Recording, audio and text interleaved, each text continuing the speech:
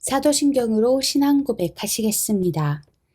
전능하사 천지를 만드신 하나님 아버지를 내가 믿사오며 그 외아들 우리 주 예수 그리스도를 믿사오니 이는 성령으로 잉태하사 동정녀 마리아에게 나시고 본디오 빌라도에게 고난을 받으사 십자가에 못 박혀 죽으시고 장사한 지 사흘 만에 죽은 자 가운데서 다시 살아나시며 하늘에 오르사 전능하신 하나님 우편에 앉아 계시다가 저리로서 산 자와 죽은 자를 심판하러 오시리라. 성령을 믿사오며 거룩한 공회와 성도가 서로 교통하는 것과 죄를 사하여 주시는 것과 몸이 다시 사는 것과 영원히 사는 것을 믿사옵나이다. 7월 17일 토요일, 오늘 우리에게 주시는 말씀은 신명기 19장 1절에서 6절까지 말씀입니다. 내 하나님 여호와께서 이 여러 민족을 멸절하시고 내 하나님 여호와께서 그 땅을 내게 주심으로 내가 그것을 받고 그들의 성읍과 가옥에 거주할 때에 내 하나님 여호와께서 내게 기업으로 주신 땅 가운데에서 새 성읍을 너를 위하여 구별하고 내 하나님 여호와께서 내게 기업으로 주시는 땅 전체를 새 구역으로 나누어 길을 닫고 모든 살인자를 그 성읍으로 도피하게 하라. 살인자가 그리로 도피하여 살 만한 경우는 이러하니 곧 누구든지 본래 원한이 없이 부지 중에 그의 이웃을 죽인 일, 가령 사람이 그 이웃과 함께 벌목하러 살림에 들어가서 손에 도끼를 들고 벌목하려고 찍을 때에 도끼가 자루에서 빠져 그의 이웃을 맞춰 그를 죽게 함과 같은 것이라. 이런 사람은 그 성읍 중 하나로 도피하여 생명을 보존할 것이니라. 그 사람이 그에게 본래 원한이 없으니 죽이기에 합당하지 아니하나 두렵건대 그 피를 보복하는 자의 마음이 복수심에 불타서 살인자를 뒤쫓는데 그 가는 길이 멀면 그를 따라 잡아 죽일까 하노라. 아멘. 사람의 목숨을 빼앗는 살인은 용서받을 수 없는 번제입니다. 신명기 19장에 나오는 생명에는 생명으로, 눈에는 눈으로, 이에는 이로, 손에는 손으로, 발에는 발로이니라.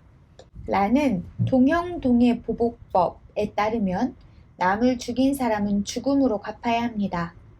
또한 살인자는 재판을 받기 전에라도 피해자의 친족이 피해 보복을 할 수 있었습니다. 그런데 만일 살인이 일부러 죽이기로 작정한 것이 아니라 실수나 사고로 벌어진 과실이라면 어떻게 해야 할까요?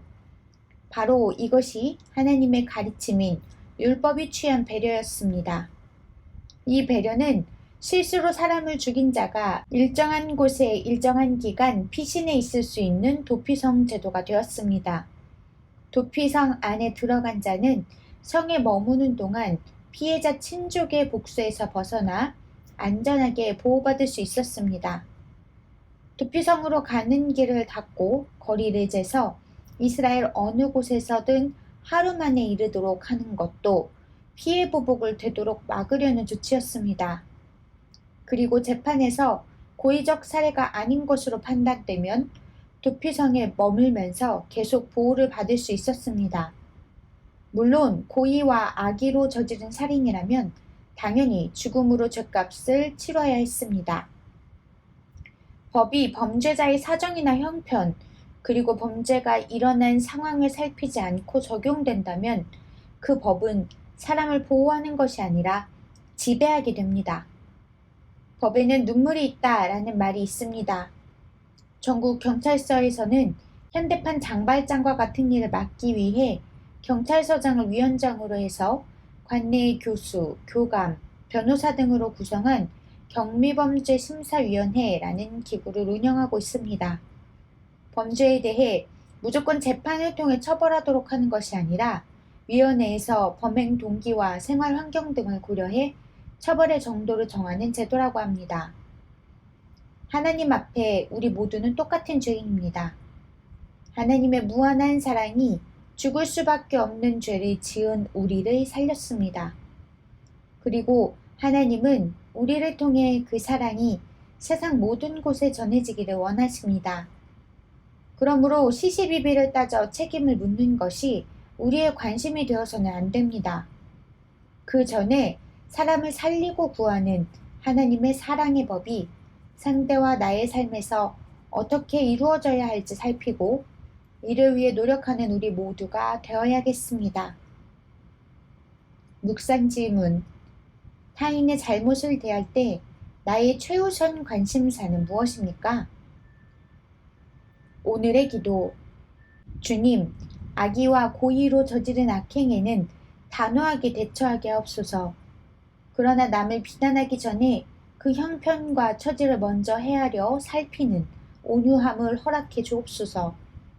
우리가 저지른 죄와 잘못을 따지기보다 피난처가 되어주시는 주님을 기억하게 하옵소서. 예수님의 이름으로 기도합니다. 아멘.